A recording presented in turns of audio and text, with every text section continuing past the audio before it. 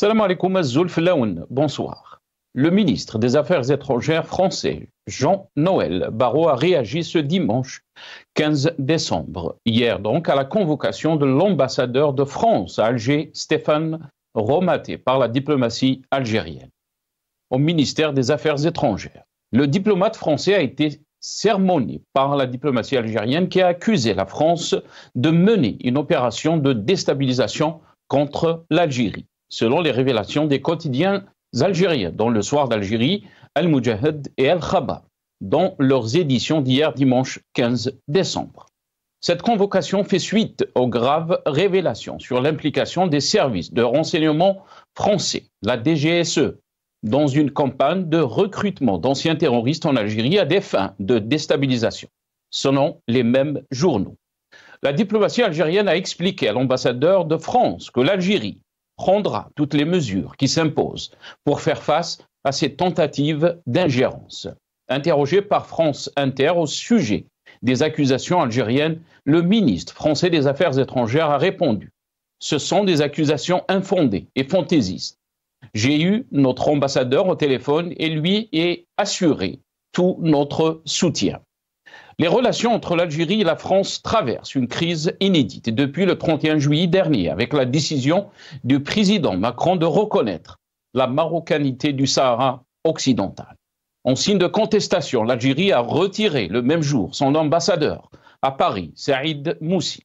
Plus de 4 mois après, l'ambassade d'Algérie à Paris est toujours son chef.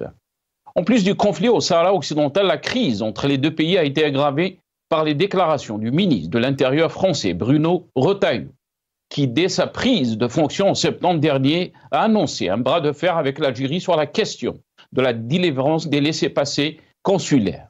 Il a dit à maintes reprises qu'il était favorable à l'abrogation unilatérale de l'accord de 68 sur l'immigration algérienne en France.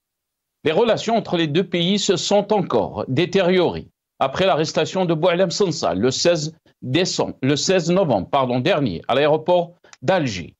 L'écrivain franco-algérien a été placé sous mandat de dépôt, ce qui a soulevé un tollé en France.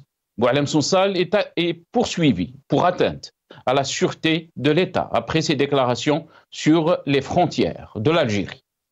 L'Algérie se retrouve par son incapacité à élaborer une stratégie diplomatique à la mesure de ses ambitions et de ses intérêts bien compris, et à la traîne se faisant doubler par d'autres pays voisins. La cacophonie de la diplomatie de la nouvelle Algérie nous laisse perplexes quant à la situation de nos institutions. Notre rapport au monde s'est aussi détérioré. Actuellement, la politique étrangère que mène l'Algérie vis-à-vis de ses partenaires et de ses voisins va l'isoler de plus en plus de l'échiquier mondial. Nous débattrons avec nos invités de cet énième épisode des relations entre Alger et Paris, juste après cette petite intro.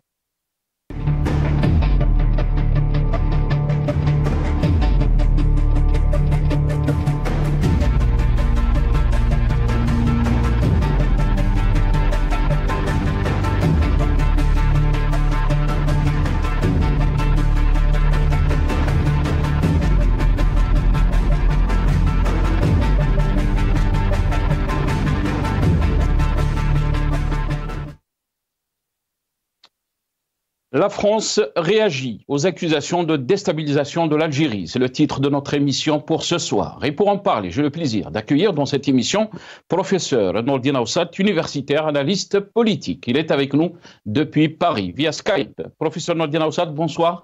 Merci beaucoup d'avoir accepté l'invitation. Salam alaikum. Wa alaikum salam wa rahmatullah al-Nassar. Bonsoir. Salam à tous nos compatriotes, aux téléspectateurs et à l'équipe d'Al Magharibiya et à tes invités que je découvrirai par la suite. Merci beaucoup, Sénourdine. Merci d'avoir accepté l'invitation. On a le plaisir aussi d'accueillir M. Gamal Abina, expert en relations internationales. Il est avec nous aussi depuis Paris via Skype. Gamal Abina, bonsoir. Merci beaucoup d'avoir accepté l'invitation. Bonsoir, merci pour l'invitation. Et puis un grand bonsoir à Nordine Aoussat que je connais très bien. Très bien.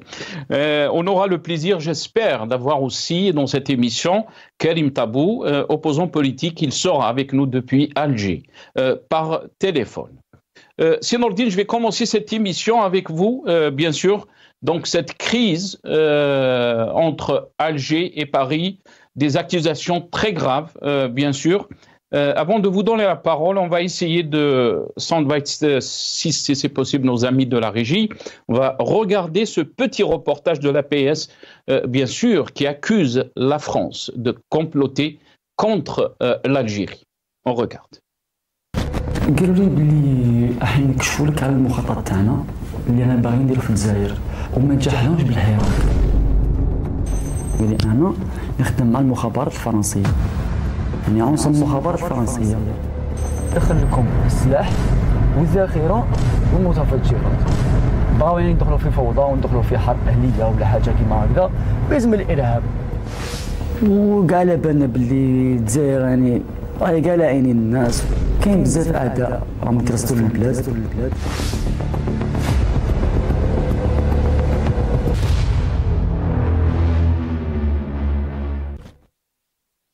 Voilà, donc des accusations très graves. Donc, par rapport donc, au rôle des services secrets français, la DGSE, qui essaye de comploter contre l'Algérie. Pour l'instant, on n'a pas eu donc de communiqué officiel du côté de l'Algérie.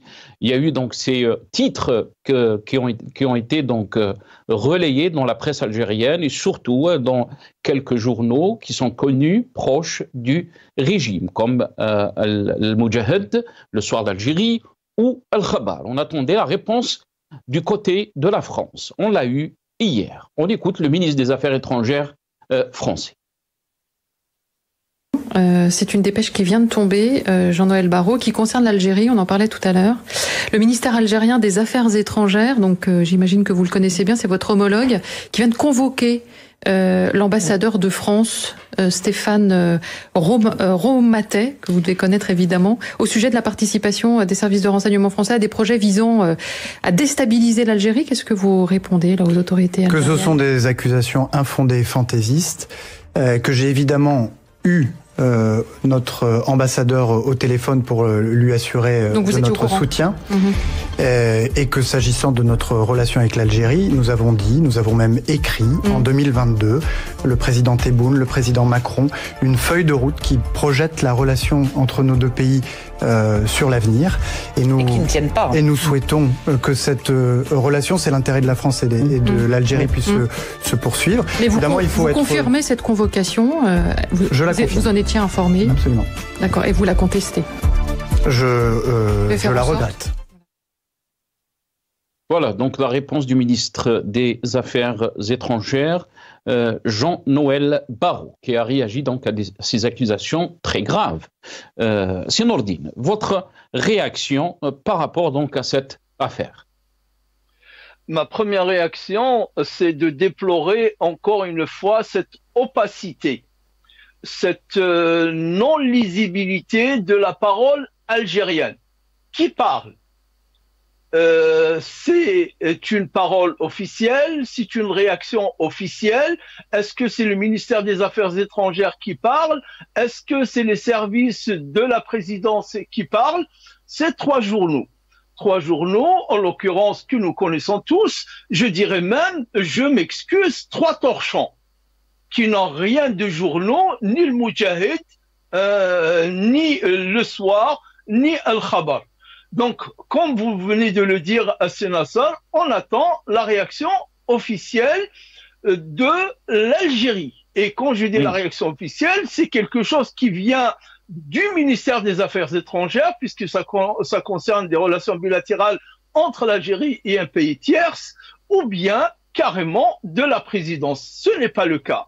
Il y a lieu de remarquer que c'est vrai, la convocation de l'ambassadeur de France en Algérie a été convoquée au ministère des Affaires étrangères pour lui faire un reproche de la France qui complote contre l'Algérie, mais ça tombe avec un reportage qui a été diffusé apparemment par deux chaînes algériennes, un documentaire dans lequel vous venez de montrer un extrait. Ce Dahdouh, je m'excuse de le dire ainsi, mais c'est tous les Algériens les appellent comme ça, toutes ces personnes qui viennent devant un écran pour soi-disant faire des aveux, on les appelle des dahdoux à juste titre, puisqu'il y a quelques jours seulement à Sénassal, il faudrait qu'on le souligne bien au rouge, une personne qui a fait les mêmes aveux que cette personne, pas les mêmes sur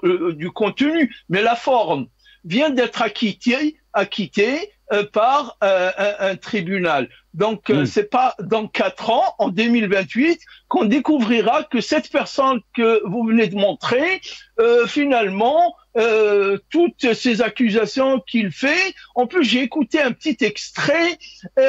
Cette personne, elle parle politique ou elle fait de l'analyse géopolitique ou il fait des aveux. J'ai juste entendu un extrait, ça me donne une idée de ce qu'il dit. On sait tous que l'Algérie est menacée. C'est pas à lui de dire on sait tous que l'Algérie est menacée, c'est pas son rôle. Il vient faire des aveux qu'il se contente de se limiter à ses aveux factuels, si je veux. Donc, Sénassal, il y a un adage dont je rappellerai juste avant de citer l'adage qu'il y a quelques mois, 5 ou 6 mois, où on parlait d'une réunion trilatérale, les services étrangers, la DGSE, le Maroc et Israël. Ou peut-être un an, allez, parce que le temps passe vite.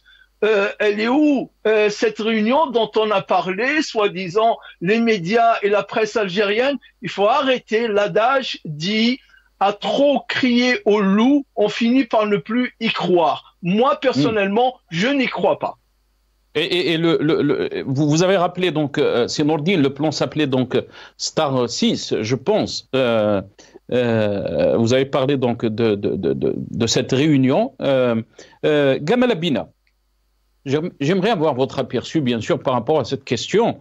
Mais avant de vous donner la parole, je ne sais pas si nos amis de la régie peuvent nous faire passer donc les titres donc d'Al-Khabar, للصب الجزائر تحذر باريس للصبر حدود. Al-Moudjahid, je pense qu'on a Al-Moudjahid aussi, une sévère mise en garde d'Alger. Le soir d'Algérie, donc dernière sommation, l'ambassadeur a été donc convoqué par le ministère des Affaires étrangères, mais aussi la réaction de la presse française, Le Figaro, la France officiellement accusée de vouloir déstabiliser l'Algérie par 3 médias algériens, dont le quotidien gouvernemental. Mais aussi le journal Le Monde. Algérie, les médias proches du pouvoir glorifient les services de renseignement pour avoir déjoué un complot français. Le journal de dimanche, Algérie, dernière sommation sévère, mise en garde, l'ambassadeur de France en Algérie, convoqué sur fond d'accusation de déstabilisation du pays. Gamal Abina, qu'est-ce que vous en pensez donc de cette énième affaire entre Alger et Paris, Alger qui accuse donc des accusations très graves contre la France de vouloir déstabiliser le pays? Je dirais d'abord, pour ce qui concerne la déstabilisation, c'est une enquête qui avait été conduite, on n'est pas là. Je pense que les journaux, même si on les appelle torchons, mais bon, on peut dire torchons tous les journaux français aujourd'hui aussi, l'ont fait indépendamment des directives de l'État, et que la réaction de l'État, ça a été une convocation de l'ambassadeur. Donc il y a déjà une réaction officielle. Mais au-delà de ça, oui, les coups tordus, la France en a fait, comme tous les pays du monde, chacun y va de son intérêt. Je ne peux pas écarter le fait que la relation s'est dégradée à la suite de l'affaire Sahara occidentale, mais avant déjà. N'oublions pas que les Français qui choisissent leur ambassadeur de façon un petit peu légère ont envoyé sur le sol algérien un ambassadeur qui est 2 fois nommé Xavier Dréancourt, pour lequel j'ai un mépris abyssal, et qui s'autorise à vomir sa haine de l'Algérie du matin au soir, et qui aujourd'hui vient de révéler simplement qu'il est proche du Front National, de l'extrême droite.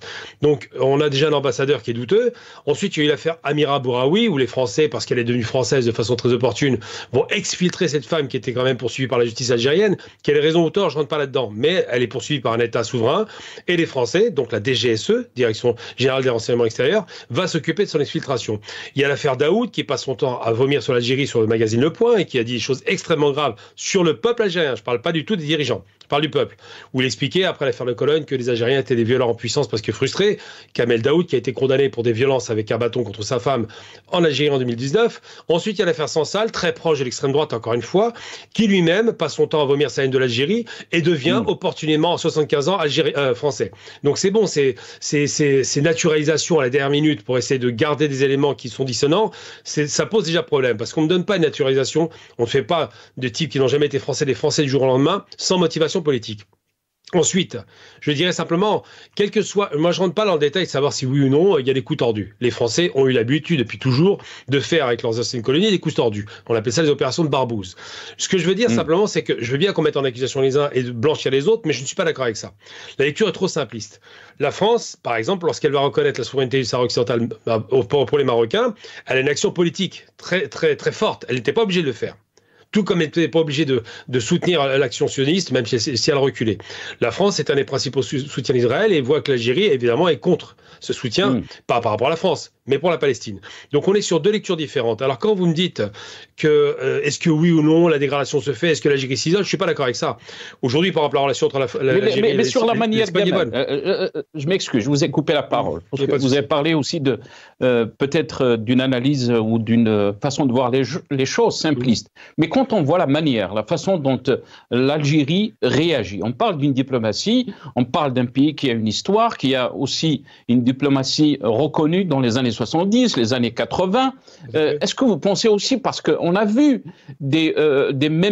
presque les mêmes crises récurrentes avec l'Espagne, avec la France, avec d'autres pays, avec les Émirats arabes unis, c'est toujours la presse donc qui essaye de prendre le dessus par rapport à la vision diplomatique de l'Algérie. Est-ce que ça aussi c'est un problème?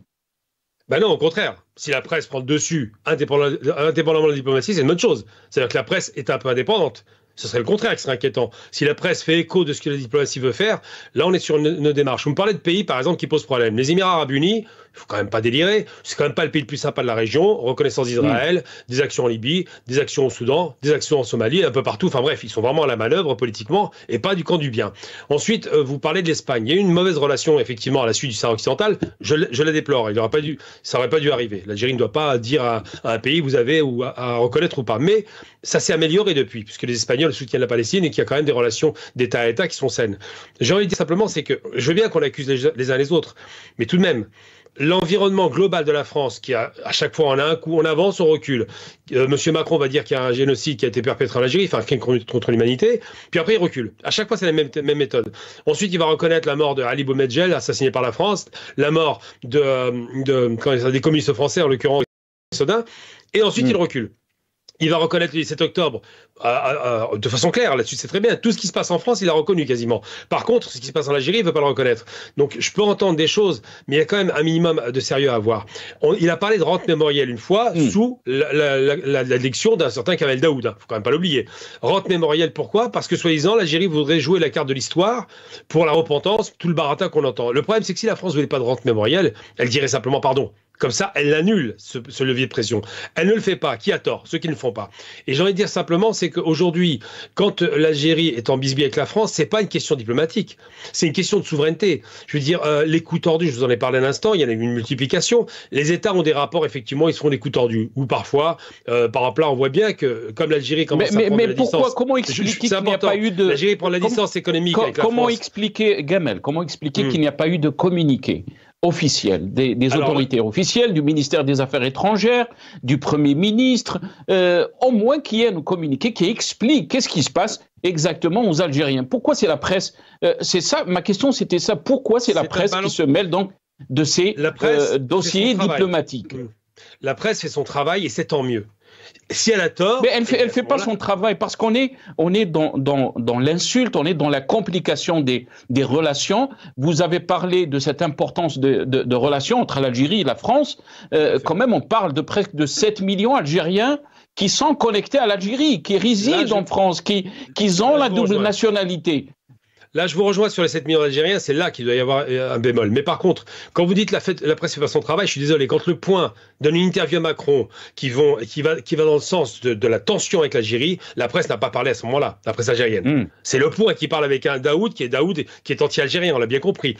Quand on a un séjourné qui va lancer des ballons d'essai pour dire c'est bon, le Maroc gère bien son territoire jusqu'à Dakhla, c'est un ballon d'essai qui dit des choses. C'est bien un ministre des Affaires étrangères très léger qui le fait. Mais important de le rappeler. Le dernier mandat, je m'excuse, Gamel. Peut-être vous allez m'en vouloir par rapport à... Je vous coupe la parole. Mais pourquoi l'Algérie doit réagir à Kamel Daoud? Pourquoi l'Algérie doit réagir à Boualem Sansal? Et surtout, après les déclarations d'Ahmed Tebboune, qui a dit qu'il y a une nouvelle page avec la France. On se rappelle en août 2022, Macron s'est déplacé à presque la moitié de son gouvernement en Algérie. On a parlé d'une nouvelle page. On va écouter dans ce passage à Majid Tebboune et je reviens. Très bien. بديت نتحدث في الأمور هذه مع الرئيس ماكرون قلنا نفتحوا صفحة جديدة une refondation des relations algéro-françaises ما نخليش أقلية عندك تتحكم في التاريخ أقلية اللي تكره الجزائر احنا رانا مع الحق استعمار فات وتحررنا والحمد لله واستقلالنا تقام غالي ولكن مستقلين ونعاودوا نبنوا دولتنا من وكذا وهذه ولكن ما تحرفش التاريخ وضروري ضروري عندنا جالية قوية تما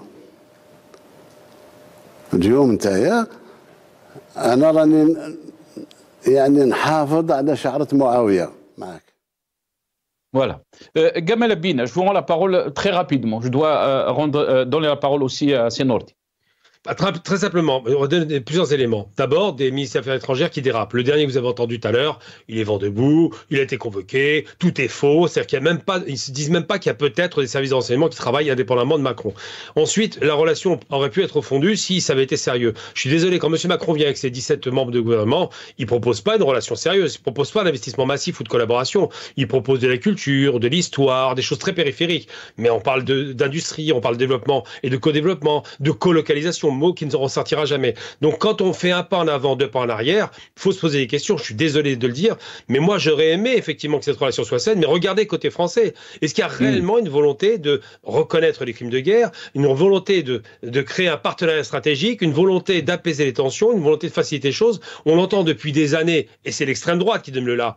Les accords de 68, l'immigration algérienne, la délinquance algérienne, les OQTF, c'est une obsession française qui n'a jamais quitté la tête des décideurs français. Je précise bien les décideurs, pas la population, parce que la population n'y est pour rien. Eh bien, ces décideurs sont en train de monter de plus en plus la pression, et la réaction algérienne, qui a fini quand même par réagir, au bout d'un moment, ça va, les insultes, ça va. Vous vous rendez compte quand même Kamel Daoud qui dit que le peuple algérien est un peuple de violeurs. Ça va 5 minutes, on va pas laisser passer ça. Quand vous avez un Sansal qui vous dit l'Algérie, mais c'est rien. J'ai vu l'interview sur l'extrême droite, ça va 5 minutes. Je trouve normal qu'il réagisse. Ça fait des années qu'on se fait insulter. Au bout d'un moment, on arrête. Très bien. Senordi, je vous donne la parole, Senordi. Vous avez entendu Gamel Abine. Tfadal. Barakallahu fik, Nassar. Donc, ce que je voulais dire, il faudrait faire la nuance, pour ne pas dire un cloisonnement carrément, entre 3 axes ou 3 aspects. Kamel Daoud, Sansal, Bouraoui et d'autres et d'autres et d'autres. C'est pas l'État. Ce ne sont pas des affaires d'État, ce sont des affaires. La diplomatie doit réagir de façon forte et ferme pour le côté diplomatique. La presse algérienne également, elle doit aussi réagir de façon forte, comme on voit ici les médias et la presse française prendre fait et cause avec Sansal, notamment. Ça, c'est un point. Mais ça, c'est pas l'État. Un deuxième point, les relations stratégiques, c'est-à-dire sécuritaires.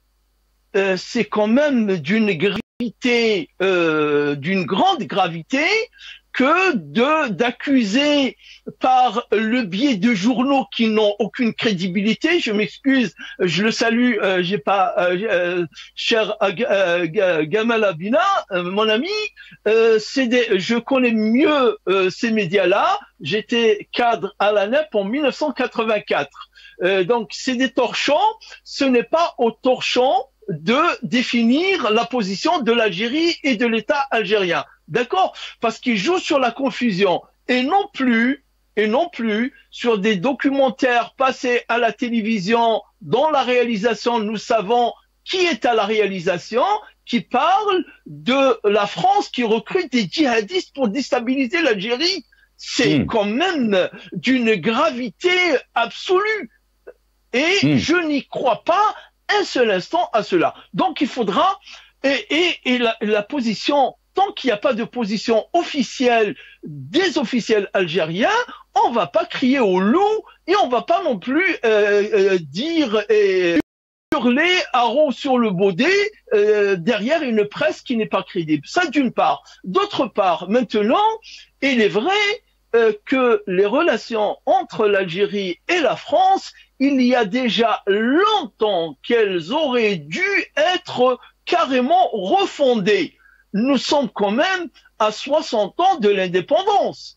60 ans de l'indépendance, nous sommes encore à vouloir tenir à un accord de 68 qui a été signé 6 années après l'indépendance. C'est à l'Algérie normalement de dénoncer, d'être de concert, d'être d'accord pour dénoncer cet accord de 1968 qui d'ailleurs a été revu 3 fois, 84, 95, 2001, et qui n'a plus de sens depuis 86, depuis l'instauration des visas et depuis les dernières politiques administratives françaises.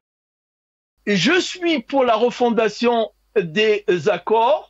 Je l'ai même écrit en 2022 à Sénassa, tu te souviens, le livre. Moi, j'appelle un divorce carrément entre l'Algérie et la France pour refonder une nouvelle relation, une relation de l'indépendance qui n'aura rien. Bien sûr, on peut pas effacer l'histoire, on peut pas effacer les liens historiques, mémoriels entre l'Algérie et la France, mais sur le plan politique, sur le plan diplomatique, sur le plan des accords bilatéraux, ça sera des accords fondés sur l'Algérie de l'indépendance et non pas de l'Algérie des accords d'Évian qui prévoyaient ce qui ne s'est même pas réalisé par la suite au niveau des pieds noirs, au niveau de la circulation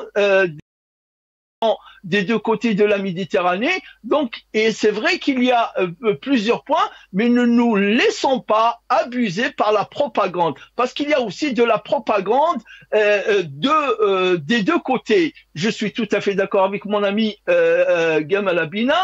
La rente mémorielle, elle est utilisée de l'autre côté comme rente mémorielle, et ici, elle est utilisée comme un tabou mémoriel, puisque la France, et je partage, c'est pas une reconnaissance tous les 2 ans d'un meurtre ou d'un 2 ans après Ali Boumendjel, 2 ans après l'Arbi Belmehidi, en 6 ans, qui va améliorer ou faire avancer les relations. Il faut être beaucoup plus sérieux, mais attention, le sérieux doit être des deux côtés.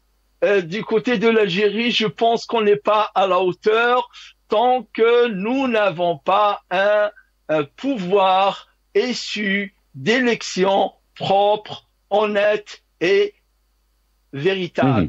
Très bien. Pas le cas. Très bien. Restez avec nous, c'est Nourdine Gamal Abina. L'argument de Nourdine Aoussat est avancé aussi par beaucoup d'observateurs de la scène politique algérienne, mais aussi des relations entre Alger et Paris. C'est que de l'autre côté, il n'y a pas de sérieux, il n'y a pas cette approche de la diplomatie, de régler les différends, comme chaque pays a des différends avec d'autres pays aussi. On voit par exemple les États-Unis avec la Russie ou les États-Unis avec la Chine, mais il y a toujours des canaux et on n'arrive pas donc à ce point d'insulte. Juste pour rétrospective donc des événements, le 7 décembre dernier, sur les deux chaînes, vous l'avez dit, Sinourdine, sur le PTV, l'APS, mais aussi Al24, qui dénonçait donc l'existence de manœuvres de déstabilisation de l'Algérie par les services français de la DGSE. Quelque chose qui est très très grave, comme l'a dit notre ami Sinourdine. Gamal Abina, pourquoi l'Algérie, dans ce cas-là, n'a pas rompu ses relations diplomatiques, tout simplement avec la France, puisqu'on parle de la sécurité d'un pays, de déstabilisation, de recruter des djihadistes. Gamal Abina. J'allais dire simplement, c'est Nordine qui l'a très bien dit tout à l'heure, il y a 7 millions de franco-algériens, enfin 6 à 7 millions, on n'a pas le chiffre exact de franco-algériens. Rompre les relations, c'est rompre avec la diaspora, ce qui serait une erreur. Parce qu'ils ont une démarche inclusive, il faut rester connecté avec notre pays et on ne peut pas faire ce genre d'erreur. Je ne dirais pas que... Alors on parle d'insultes, non. Les insultes, elles ont commencé d'abord par quand ils ont fait... Enfin, quand la Syrie tombe face à l'opposition, eh bien on a tout un tas de gens qui commencent dans les réseaux et ailleurs à envisager que l'Algérie sera la prochaine sur la liste, comme s'il y avait une liste, je le rappelle tout de même, qui avait été annoncée à l'époque du temps du flamboyant et criminel de guerre Nicolas Sarkozy, en disant que l'Algérie sera la prochaine sur la liste. Donc il y a quand même des paroles qui sont extrêmement insultantes, méprisantes et condescendantes. Tant que la France ne quittera pas cette posture de condescendance post-coloniale, tant qu'elle n'arrêtera pas cette attitude de se croire le centre du monde, le centre de la lumière, celle qui rayonne partout, alors qu'aujourd'hui la France n'est qu'une portion congrue de ce qu'elle a été, tant qu'il n'y aura pas d'efforts faits du côté français, comment voulez-vous que les Algériens fassent ces efforts? Je veux dire, c'est quoi les efforts des Français? C'est un Macron qui va en Algérie en 2017 avant les élections pour dire quoi? Crime contre l'humanité. Il arrive en France, la droite, l'extrême droite, tout le monde dessus. Non, mais c'est pas ce que j'ai dit. En même temps. À chaque fois, on a un pas en avant, deux pas en arrière. Tant que la France ne sera pas, tant que M. Macron, parce que c'est de M. Macron qu'il s'agit, n'aura pas cette force d'un vrai chef de l'État de dire je vais prendre mon destin en main, je marquerai l'histoire comme l'avait fait Chirac en 95 sur le Veldiv, et je dirai effectivement nous avons commis des crimes, ça ne marchera pas. Vous parliez de relations. Mais Gamal Abina, je vais vous rendre la parole. Gamal Abina, parce que vous avez parlé, cette année par exemple, il y a eu un interview d'Amajid Tebboune qui avait annoncé qu'il y aura une visite en France, et cette visite, elle est historique. Quelques mois après, il a changé donc son avis, il a dit que je n'irai pas à Canossa. Et là, bien sûr, on se pose la question, les Algériens se posent la question, elle est où cette boussole de notre diplomatie? On n'arrive plus à comprendre comment les relations fonctionnent avec d'autres pays. On va l'écouter dans ce passage et je vais vous rendre la parole. Je crois que c'est un rendez-vous à ne pas rater, de l'histoire. Pas un rendez-vous entre le président Macron et le président algérien, non. Pardon, vous dites un rendez-vous de l'histoire. De l'histoire. Et pourquoi? وصلنا لمرحلة النضج باش نشوف الأمور كما يجب أن تكون. كما يجب أن نراها. مش عاطفيا ولا. حول الزيارة، هل الزيارة لازالت قائمة أم أنها ألغيت لفرنسا؟ Je n'irai pas à Canossa.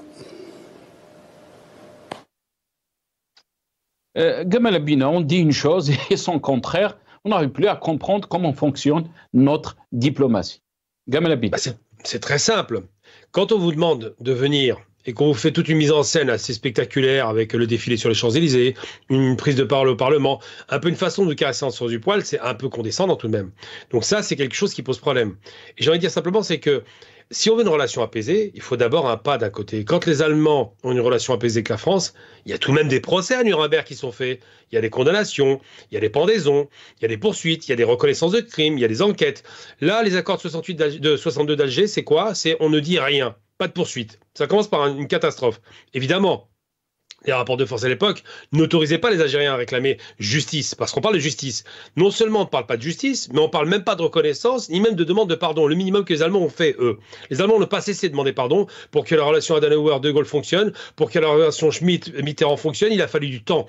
Là, on est à 62 ans après l'indépendance. Schmitt enfin, même Adenauer, c'est 20 ans après. Je veux dire, vraiment, quand on voit la relation, elle est condescendante. Moi, j'insiste sur ce fait-là.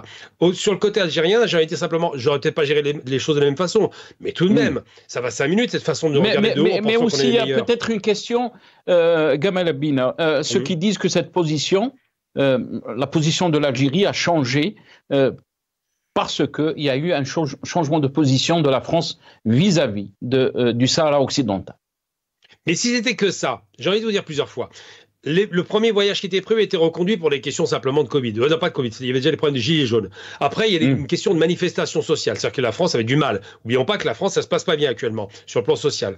Ensuite, il y a une nécessité. Il devait y avoir une rencontre officielle de chefs d'État en France, et ça a du sens historiquement, en octobre de cette année, après l'élection présidentielle. Et qu'est-ce qui se passe? On a un séjourné qui est très jeune et donc inexpérimenté, qui fait n'importe quoi, qui balance un ballon d'essai en disant oui, le Maroc, c'est bon, Sahara occidental. Donc il commence par immédiatement couper la branche. Comment voulez-vous venir quand vous savez d'emblée qu'il y aura une reconnaissance, donc une relation de parti pris? Si la France avait été un État sérieux, elle n'aurait pas pris un parti. D'un côté comme de l'autre d'ailleurs, hein, je ne prends pas parti pour les deux, elle aurait gardé sa neutralité parce que c'est un membre fondateur de l'ONU qui doit respecter le droit international. Moi je peux entendre des critiques sur la gestion des relations à l'extérieur, mais il y a quand même beaucoup de choses qui se sont cumulées, beaucoup de provocations, et je vous donne un exemple concret. Ils sont où les Français qui auraient la posture d'un Sansal, d'un Daoud ou même d'un Mohamed Sifawi pour prendre les pires? Où sont-ils en Algérie? Il n'y en a pas. On ne reçoit pas des Français qui viennent attaquer le pays d'origine, qui viennent les diffamer, qui viennent dire n'importe quoi sur la France. Ça n'existe pas en Algérie. Donc c'est vrai que la réaction est sans doute peut-être disproportionnée. Moi je pense qu'on donne trop d'importance à ces gens, je vous rejoins. Mais par contre, le minimum syndical, et j'insiste sur ce minimum, c'est quand même que la France reconnaisse ses crimes, quand même depuis le temps que ça dure. J'ai eu l'occasion de voir Dominique de Villepin à Alger, je l'ai interrogé là-dessus, devant toute la presse algérienne, dans un amphithéâtre à la faculté de sciences. Toute la presse avec laquelle je travaille, je parle d'Al24, je bosse avec elle, je bosse avec Canal Algérie, et j'ai pas de problème avec ça. Je bosse avec tout le monde, moi j'ai pas de problème, j'aime que la parole soit diffusée.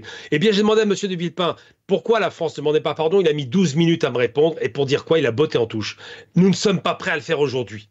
Un monsieur de Villepin, flamboyant, qui n'a pas sa langue dans sa poche, n'a pas su répondre à cette question simple. Pourquoi vous ne faites pas la même chose que Chirac avec le Védiv ou simplement qu'Adenauer avec De Gaulle? C'est pas compliqué. Ben, ils ne peuvent pas parce que ça remettra en question leurs fondamentaux. Le pays des Lumières, le pays des droits de l'homme qu'il a proclamé, déclaré. Et ce pays a abandonné ses principes et ses traditions pour massacrer par millions des Algériens durant 132 ans. Et ça n'est pas acceptable. Je comprends la position de la présidence algérienne. Maintenant, je pense qu'il faut pousser M. Macron à faire un véritable effort sérieux plutôt que de jouer la carte du en même temps à chaque fois tous les jours. Mais aussi, est-ce que ce n'est pas un chantage Gamal Abina qui est utilisé par le pouvoir algérien contre la France? Nourdine Aoussat. Oui. Vous avez écouté donc l'argument de Gamal Abina. Comment peut-on lire cette position de l'Algérie? Est-ce que l'Algérie défend ses intérêts devant la France, ou plutôt on parle d'un chantage par rapport donc à la France, surtout après la reconnaissance de la marocanité du Sahara occidental par la France, Nordinaus? En deux mots, je dirais ni l'un ni l'autre. Mais pour commencer, je salue l'enthousiasme patriotique de mon ami et frère Gamal Abina. Sauf que là, l'enthousiasme patriotique, cher Gamal, ça ne suffit pas. Il faudrait avoir, je dirais, le courage et la lucidité de reconnaître que malheureusement, je le dis bien, j'en suis vraiment très désolé de ça, c'est que là encore, il faut corriger ça, Gamal Abina. Je vois Macron, on s'en fiche de Macron. Macron, il lui reste peut-être qu'on le pousse déjà à démissionner, on parle à la France. Il faudrait déjà changer de discours et parler à la France, l'État français, l'État qui est permanent et non pas à Macron qui doit débarrasser peut-être dans quelques mois ou au plus tard dans 6 mois. D'accord? Déjà, ça c'est le premier point. L'Algérie, sa politique vis-à-vis de la France, elle n'est pas cohérente. Je tiens ici la revue qui s'est arrêté à son 3e numéro. C'est quoi cette revue? C'est France-Algérie. D'ailleurs, rien que le titre, hein, France-Algérie Actualité. C'est un magazine algérien, payé par l'argent algérien, soi-disant pour pousser les relations entre la France et l'Algérie vers un renouveau, mais il n'y a rien de renouveau. Quand le président n'a pas les coudées franches, n'a pas le discours franc, et il n'a pas une légitimité démocratique, une légitimité des urnes, il n'a pas un projet politique quand il a pris le pouvoir, on ne peut pas s'attendre à des merveilles de son côté. Je suis navré, mais je blâmerai beaucoup plus l'État, je dis bien mais cette fois-ci l'État, qui n'a même pas pu produire un rapport alors qu'en face, le rapport existe déjà depuis 3 ans. Jusqu'au jour d'aujourd'hui, nous sommes le 16 décembre 2024, le rapport qui devrait tomber il y a déjà 3 ans n'est toujours pas arrivé. Moi, j'ai honte. J'ai honte pour cette, je dirais, soi-disant volonté à refonder des relations, alors qu'on n'est même pas capable de tenir un discours qui soit stable, un discours qui soit clair vis-à-vis de l'État français. Maintenant, pour Sansal, pour Kamel Daoud, en 2 mots, on dira à la France, va voir ailleurs. Nous sommes souverains dans notre pays, nous avons une justice, vous avez un avocat, il viendra quand nous lui délivrerons un visa pour défendre son client, et c'est une affaire interne, ça ne vous regarde pas. Et il faut tenir un discours ferme sur ce point-là. Mais je ne parle pas des individus, je parle de l'État algérien. 46 millions quand même de personnes qu'il représente, plus pas que 7 millions qui sont concernés par ces relations. Il y a à peu près 15 millions en France entre les enfants, les petits-enfants de Harki, les enfants, les petits-enfants de Pieds Noirs, les enfants, les petits-enfants et tous ceux qui sont concernés par ces relations, ça fait des millions et qui attendent une stabilité de ces relations d'État à État, d'égal à égal, avec maturité, avec clarté dans le discours et dans les objectifs. Très bien, restez avec nous, Seyed Nour-Eldin. Je suis obligé de vous presser un peu parce qu'il ne nous reste pas beaucoup de temps. Gamal Abina, presque 4 fois, l'ambassadeur algérien a été rappelé donc depuis 2019, depuis l'avènement d'Ahmadji Tebboune à la tête de l'État. Est-ce que notre diplomatie est agressive, surtout quand on voit les événements dans le monde, ce changement géopolitique, la chute du régime Bachar el-Assad? Est-ce que l'Algérie peut continuer, ou le régime algérien peut continuer à gérer l'Algérie de la même façon? Gamal Abina. Je vais vous poser une question très simple. Quand vous prenez une tarte dans la figure, c'est vous qui êtes agressif? Si vous répondez à une agression, vous n'êtes pas agressif, vous êtes agressé. À chaque fois que l'Algérie réagit, c'est à la suite d'une action française, pas le contraire. Je veux bien être généreux, mais ça va. Vous avez posé une question tout à l'heure très intéressante, c'est la plus importante. Vous dites, est-ce que l'Algérie ne fait pas de chantage? Mais comment voulez-vous faire un chantage à un pays qui ne reconnaît même pas ses crimes? C'est pas une question de chantage. Le chantage, il est de deux côtés. Il refuse de faire ce que n'importe quel État civilisé referait. Je vous prends les États-Unis, par exemple. Quand ils vont massacrer 3 millions de Vietnamiens, ils le disent. Ils n'ont pas de problème avec ça. Quand ils vont tuer des Irakiens, ils le disent. Il y a pas on joue pas à cache-cache avec des faux principes. Mais les Français ne le disent pas parce qu'ils sont arrogants. Le coq français est arrogant. Je parle de l'État, évidemment, profond, de ce fameux État qui ne veut pas une relation apaisée. Et c'est bien que dans le DN rappelle qu'il y a plus de 15 millions, voire 20 millions de personnes, puisque les descendants, les ayants droit, les victimes de la guerre, qui vivent en France. Donc il y a à peu près un Français sur 4 qui est concerné par la question algérienne. Et c'est pas un hasard. Mais la problématique qui se pose, c'est quoi? Je prends un exemple très concret, voilà, de quelque chose de proactif. Quand M. Rebrab va sauver Brandt en France, la presse française arrive pour poser des questions aux salariés et en leur demandant quoi? Est-ce que ça vous dérange d'avoir été sauvé par un Algérien? Vous vous rendez compte la question de fou? Et les salariés, qui sont des gens normaux, ont répondu, mais on se fiche de savoir qui nous sauve. Ce qui nous intéresse, c'est d'être sauvés, que nos emplois soient sauvés. Donc qui pose la question? Ce journaliste orienté et raciste. La question condescendante, raciste, néocolonialiste est présente dans l'esprit des Français. Mais c'est une partie de la presse. Une partie de la presse. Vous avez la double nationalité, vous vivez dans un pays quand même qui respecte le droit, qui a une justice indépendante. On peut parler d'une certaine presse qui a cette approche des relations entre Alger et Paris. Mais en général, c'est pas l'État français, c'est pas les institutions qui se comportent de sorte, Gamal Abina. Je suis pas du tout d'accord avec vous. Hein. Je veux dire, vous voulez parler de droit en France? Monsieur Sarkozy, ce criminel qui a détruit la Libye, je le rappelle quand même, un passage, Monsieur Sarkozy a un bracelet électronique, il se balade quand il veut. Elle est où cette justice? Il y a un justiciable qui reçoit de la peine de prison et puis l'autre qui se balade avec sa femme tranquillement en vacances. Il faut être un peu sérieux. Non, l'État français est toujours à la manœuvre. Les chaînes de télévision nationale françaises sont des chaînes d'État. Les chaînes privées qui sont d'extrême droite sont aussi à la manœuvre. On a vraiment une atmosphère générale qui est nauséabonde. Je ne dis pas que les Français, parce que je ne mélangerai jamais la population, un peuple en vote un autre, avec l'État. Et je vais même aller encore plus loin, pour être très précis, parce que j'ai beaucoup de détracteurs sur la question du Sahara occidental.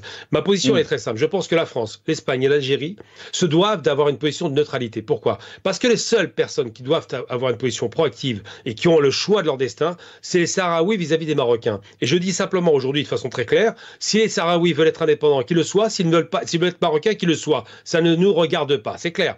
Et c'est en cela qu'il faut que la France reprenne un petit peu de hauteur et qu'elle arrête de prendre parti pris pour des questions bassement financières. Quand vous me posez la question de savoir est-ce qu'il faut effectivement que la relation soit apaisée, mais oui, il le faut. Il le faut parce que d'abord, on est nombreux en France. Il le faut parce que la France peut-être a un destin en Afrique. J'avais lancé un appel avec mon ami malheureusement qui nous a quitté, le fils d'Ali Boumedjen, Sami Boumedjen, il nous a quitté en 2014, paix à son âme, et on avait lancé un appel pour dire refonder la relation. Faites en sorte que la France reconnaisse ses méfaits du colonialisme, parce que je vous rappelle qu'en 2005, c'était les bienfaits, hein, c'est quand même pas mal. Faites en sorte que cette France reconnaisse ses crimes, et tout est possible avec l'Algérie, parce qu'il n'y aura plus de possibilité de dire on ne fait pas. Et à ce moment-là, avec une collaboration active, on pourrait développer un bassin méditerranéen de façon extraordinaire, qui profiterait à l'Afrique du Nord et à l'Afrique. Et bien cela, on a envoyé ces courriers physiques à l'Assemblée nationale, on a eu 2 réponses positives. Tout le reste, mépris ou pas de réponse. J'avais l'impression de chercher un travail. Vous voyez un petit peu le niveau, quoi. Très bien. Mais on va le développer avec qui aussi la question Gamal Abina? Avec la présidence, avec les services secrets, avec le ministère des Affaires étrangères. Sir Nordine, je vous laisse le mot de la fin très rapide.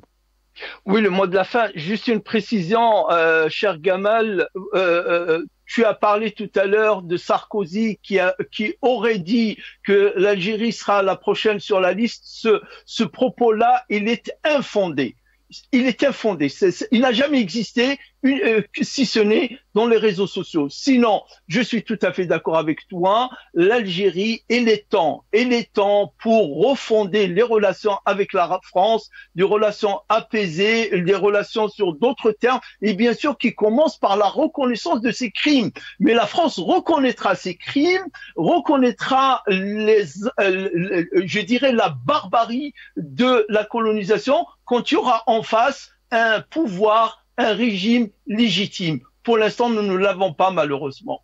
C'est un régime issu du peuple, c'est une revendication populaire de tous les Algériens et à ce moment-là, la France le reconnaîtra, j'en suis certain. J'en suis certain, quels que soient les lobbies, quelle que soit l'arrogance que nous lui connaissons, mais elle est obligée de le reconnaître parce que c'est un fait. Ce sont des faits tangibles, historiques. Merci beaucoup, Sir Nordine. Merci à vous deux. Nordine, professeur Nordine Awsat, universitaire, analyste politique, vous étiez avec nous depuis Paris. Merci aussi à Gamal Abina, expert en relations internationales. Vous étiez avec nous aussi depuis Paris via Skype. Merci à vous, chers téléspectateurs, d'avoir suivi cette émission.